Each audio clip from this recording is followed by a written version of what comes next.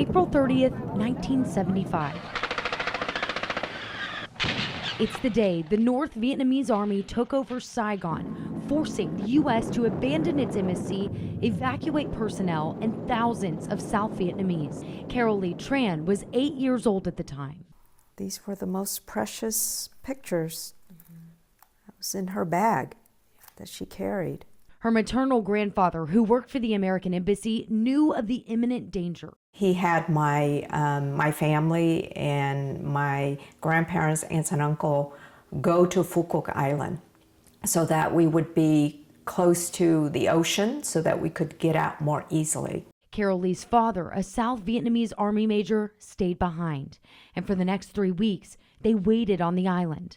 On the morning of April 30th, they spotted a white naval ship. And my grandfather knew that that was an American ship that was picking up refugees. So we started like 8 a.m. in the morning trying to get out.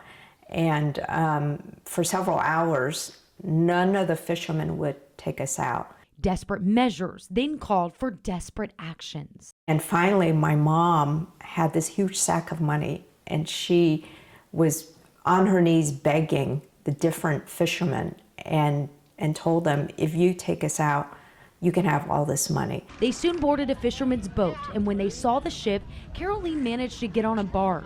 Once I got onto the boat and stood on the scow, my mom told me to jump onto the scow. And there were just people being trampled. Carol Lee reluctantly made the jump and got separated. And at that point, I was being thrown around like a rag doll, and I was suffocating. A stranger then grabbed her hand and she boarded the ship. I stood at the edge of the ship, and I could see my sister down below with my grandparents. And then I heard the loudest orchestra of human suffering. People wailing and crying and yelling.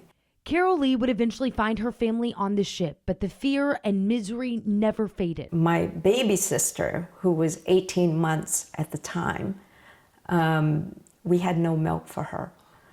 So 3 days into the journey, we could tell that she was fading and she was dying. Her mother, again, taking matters into her own hands. So my mom went around the ship and begged people to give her baby some milk or else she would die.